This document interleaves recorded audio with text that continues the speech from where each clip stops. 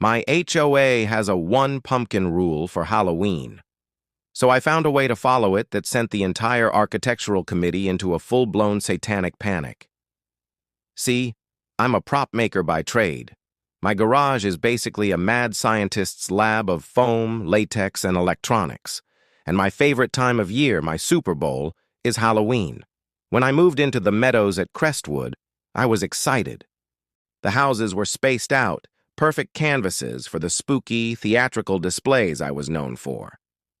I'd barely gotten the fog machine and a couple of my best ghouls set up on the lawn when she appeared. Her name was Brenda, head of the Architectural Control Committee, and she moved with the grim determination of a Terminator hunting its target. She wasn't holding a weapon, just something far more dangerous in an HOA, a clipboard. "You must be Dave," she said, without a hint of a welcome. "I'm Brenda. We need to discuss your unapproved lawn fixtures." "They're Halloween decorations," I said with a friendly smile. "I'm not even close to being done yet." "Oh, you're done," she chirped, tapping her pen on the clipboard. "As of this year, the board passed an addendum to promote a more elegant and uniform autumn aesthetic. All residents are permitted to display no more than one singular pumpkin and one seasonal door wreath. That's it." I blinked. "You're kidding, right? One pumpkin? What is this, a pumpkin dictatorship?" Her smile was thin and sharp. "It's the rule. Your skeletons are out of compliance. The fog machine is a violation of atmospheric clarity bylaws. Please have them removed by sundown, or we'll issue the first citation." And with that, she pivoted on her sensible flats and marched away.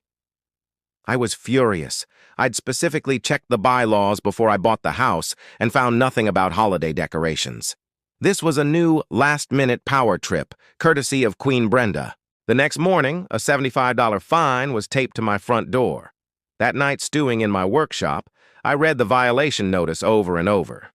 My eyes kept landing on the specific wording she'd used, which was copied directly from the new rule.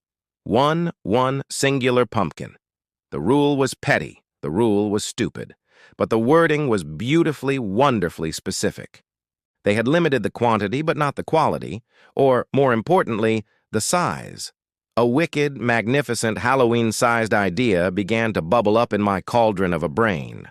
I made a call to a buddy of mine who knows people in the competitive giant pumpkin growing circuit. A week later, a flatbed truck rumbled down our quiet suburban street and carefully deposited a guest on my front lawn. It was a pumpkin, all right. A singular pumpkin that weighed 1,800 pounds and had its own gravitational pull. The thing was a beast, an orange monstrosity that made my Prius look like a Hot Wheels car. But I wasn't done. For the next week, I worked on my lawn. I didn't carve a silly face into it.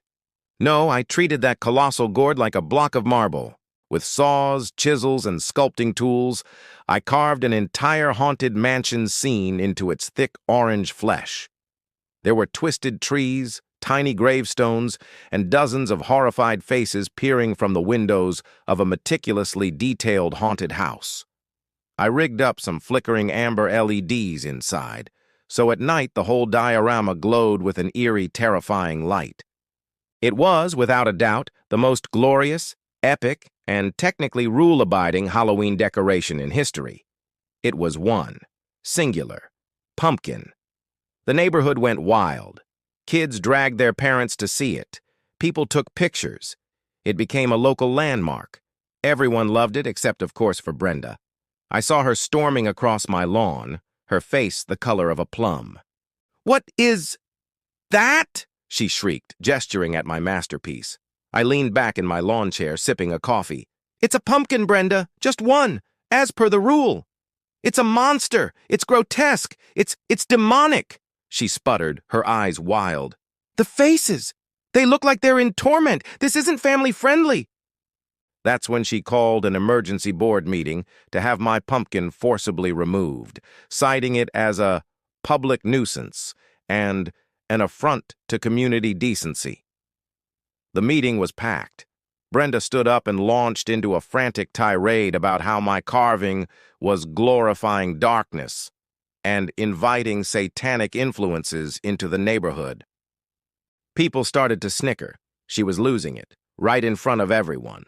When she was done, another board member, a lawyer named Tom, cleared his throat. "Brenda," he said, trying to suppress a grin, "while I appreciate your passion, the rule says 1 pumpkin. It doesn't specify size, weight, or artistic theme. Are we really going to start fining people for art we don't like? Because my kid's finger painting on my fridge is frankly terrifying, and I'd hate to have to take it down." The room erupted in laughter. Brenda was outvoted, overruled, and utterly humiliated. Her reign of beige terror was broken.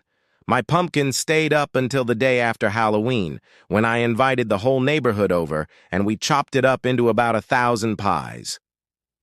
And you better believe that the 1 pumpkin rule mysteriously vanished from the bylaws the very next year.